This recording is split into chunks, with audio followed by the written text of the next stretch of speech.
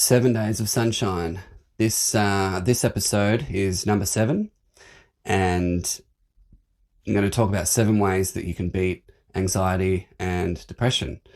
Also going to talk about my X Factor experience and Mels Song. All of this is relatable and has to do with anxiety. So the first 7 ways that you can beat depression and anxiety, or these are just 7 tips really that if you feel like you're stuck in a hole, or if you suffer from anxiety, these are just some ways that you can reduce that and maybe beat it. So the first one I've got is you can talk to someone who you trust. So someone who you know well and that you can open up to, and just talk. There's nothing wrong with talking. That's what we're born to do, really. The second one is write your feelings down and write your thoughts down in a journal. If you're alone and you've got no one to talk to, you can just write your feelings down. And that often helps as well. The third one is get regular exercise. I know that people find it hard to exercise, especially if you're feeling a bit low or you're feeling a bit anxious. But even just a walk around the block will help that get moving. The fourth one is you can spend time with animals. I find this really helps. I have 2 cats and they just always comfort me. Any dogs, cats, any animal, I just find are really comforting and happy to be around. I love animals. Find a creative outlet. So whether that be songwriting, playing an instrument, any painting, anything art, any kind of art, it's all going to help. So put your feelings into something creative, I find really helps. There's another one you could try breathing and yoga techniques. There's plenty of them on YouTube that you can look up, which is for free. And if you actually do the breathing techniques, some of them you can do it for 15 minutes, however long. And also too, if you're already in public and you can feel your anxiety coming along, just take a few deep breaths and, stop what you're doing, take a few deep breaths and just let it out and relax. I actually feel anxious now talking. But it's because I can tell I'm not breathing properly. So right after this, I'm going to do some breathing techniques. I've just started getting into it and it's helping me quite a lot. I feel like it kind of usually helps me for the next few hours. Once I've done, like I say, a 15-20 minute breathing exercise, the next few hours, 3 to 4 hours, I'm feeling pretty content and calm. So that's a good one to do. And the 7th one is be around people who make you laugh and feel good. I think that's just really important to surround yourself with good, positive people. But my main tip for anxiety or depression, this is what I've found works best, is it's as simple as this. Keep yourself busy. That's all you really have to do, is just keep active. Be doing something. Even if you're at home and you're like, everything's done, I've done the washing, I've done the cleaning up, whatever it is that you have to do at home to be ready for the week ahead or whatever. There's always something you can do. Pull out an old drawer and go through an old drawer. You'll be amazed what you'll find. And, throw out some things that you don't need, or go through your CD collection. There's tons of things that you can do. Just find something and do it. It'll make you kind of snap out of your anxiety or depression, like if you just give yourself something to do. So keep busy is my tip. That's what I've found works best. Sometimes if you do need to just sit there and be anxious and be depressed and get it out, cry if you need to, go punch a boxing bag if you need to, go to the gym, that's a really, really great way, is going to the gym. I find that is beneficial in every way possible. But if you don't have the energy to do it and you just want to sit there, then just sit there and enjoy it. Ride the wave and just think, this isn't going to last forever. I'm not going to feel like this forever. So because time passes, time heals wounds. There's always light at the tunnel. Welcome to 7 Days of Sunshine with Brent Duncan.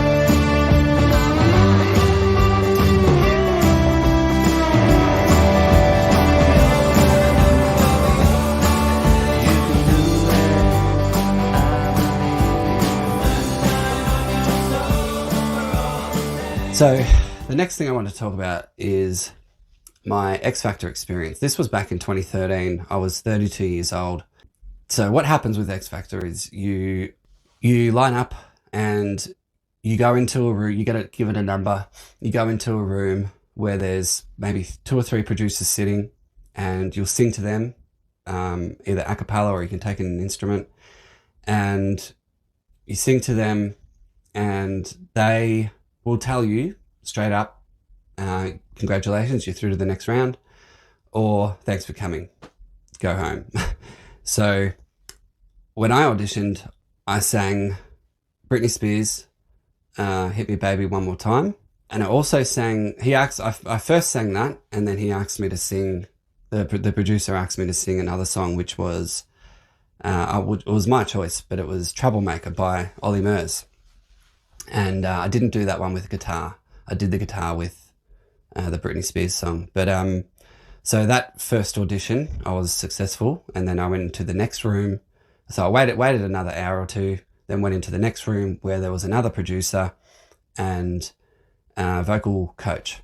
And when I went into that room, I felt like I did so much better. Like I walked out of there going, oh, I nailed that. That was awesome.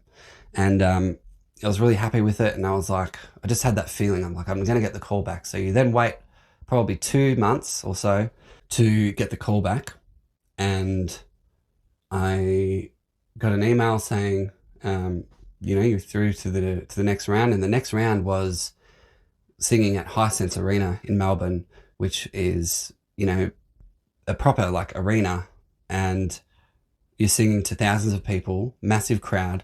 You got the cameras in your face all day. You've got interviews. You've got everything. It's all happening in that one day. I remember the first time I was getting interviewed, and I was just sitting there. There was the producer sitting across from me, and he's asking me questions, and you have to say simple things like, "Hi, my name's Brent Duncan. I'm 32 years old, and I live in Melbourne." That's like the first thing that you pretty much say, so that they know who you are. Why have you auditioned for X Factor? Tell us a bit about yourself. They want to know a bit of your story. I couldn't even speak that day. I couldn't even put 2 words together. I was an absolute mess, and it was because of anxiety.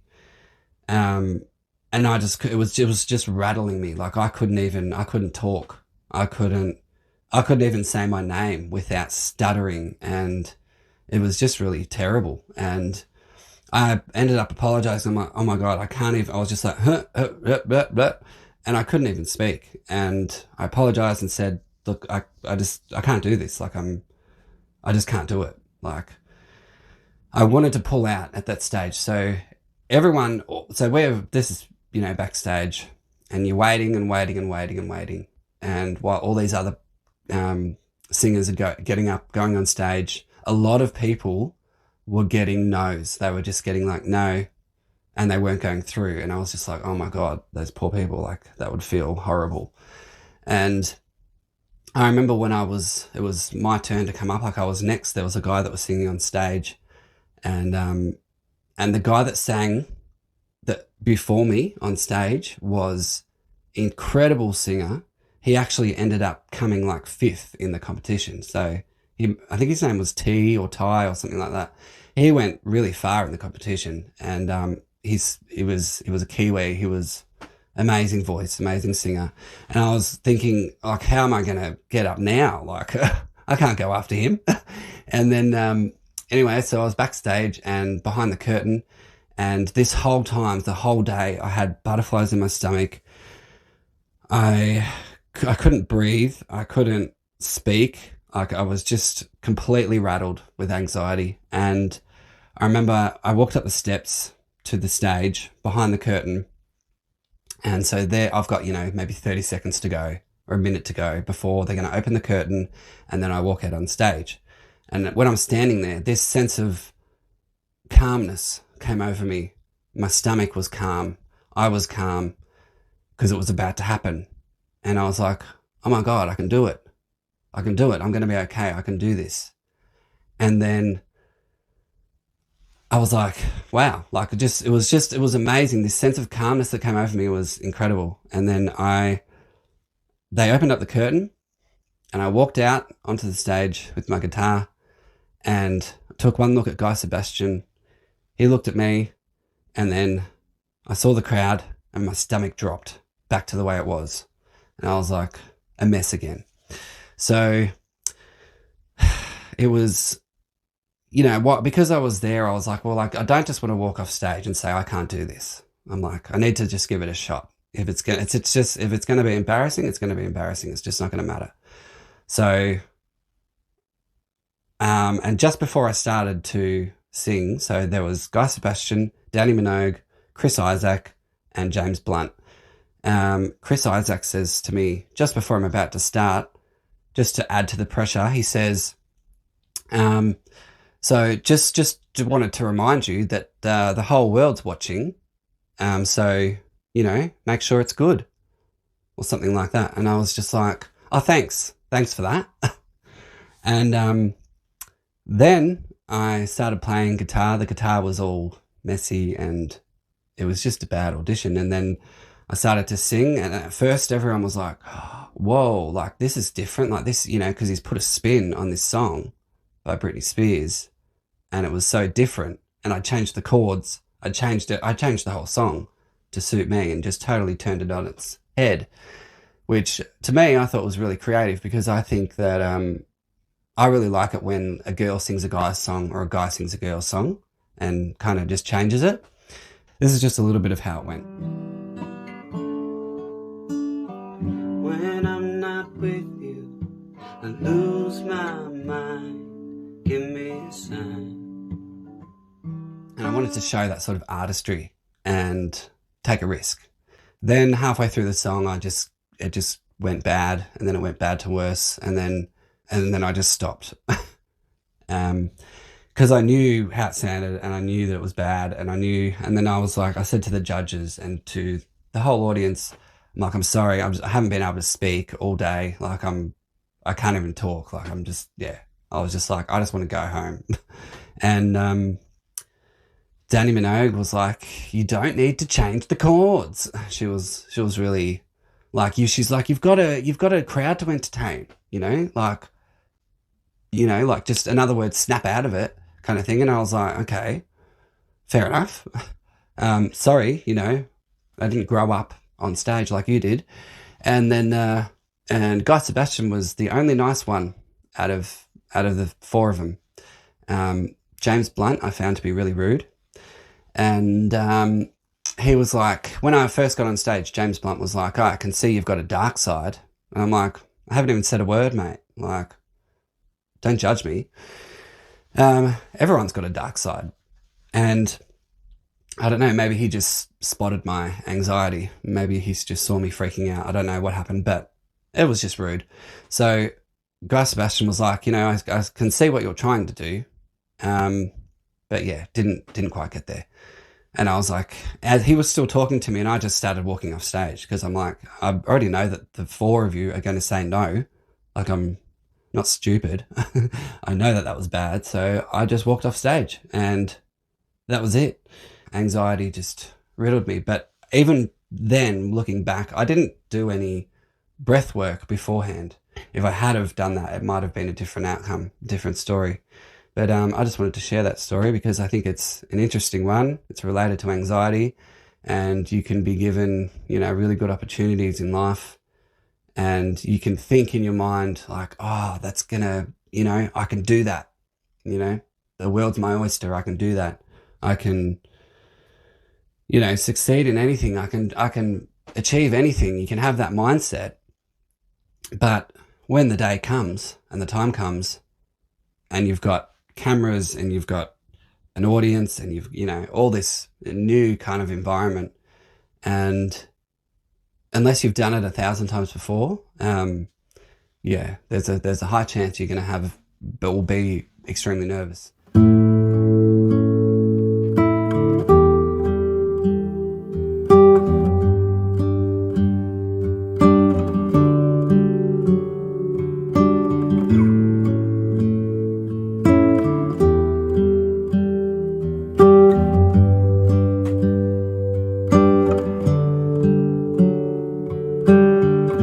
I can't get out of the hole I'm in. I miss the old me. I don't know how did this begin? Won't you set me free? I can't sit here in words of silence to make you believe everything's okay. It's not. I don't feel safe. I just wanna be free. Free from pain, free from heartache, free from these chains,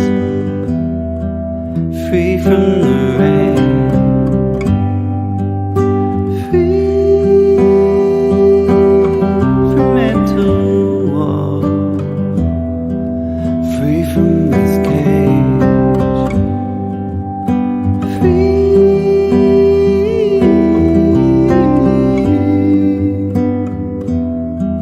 forever always. It's not that I don't want to change. I've been this way for so long. Here I am, chasing the days, trying my best to be strong, speaking loudly from my heart. Will never compare to my poisonous mind, who chose not to be fair. Maybe I'm a little locked up, feeling so messed up. I want out of this cage. I wanna be free. Free from pain, free from heartache, free from these chains, free from the rain, free from mental war, free from this cage,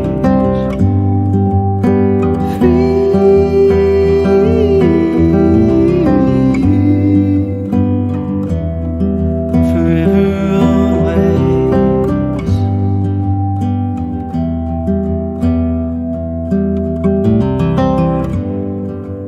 Ti vedo e nevi alone, credo così a sembra. Ti vedo e nevi alone, credo così a sembra.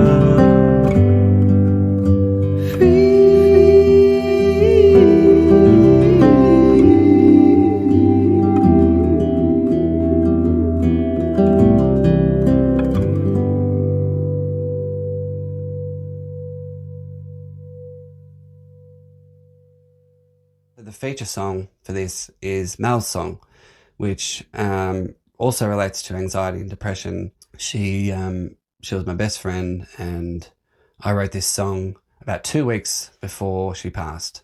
She actually rang me when I was in the middle of writing it. Like I'd written half the song, and when she rang me and told me how she was feeling, it was exactly what I was writing. Like it was about being locked in a cage, and it was about depression and sort of, metaphorically speaking, locked in a cage and trying to break free. And so the breaking free part was the death to go on to the next life.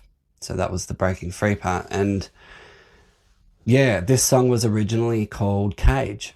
And then I decided to change it to Mels Song because it was just, the timing was for her to call me when I was writing the song, and then the song being exactly about that. And then, yeah, just everything was just, it was meant to be Mel's song.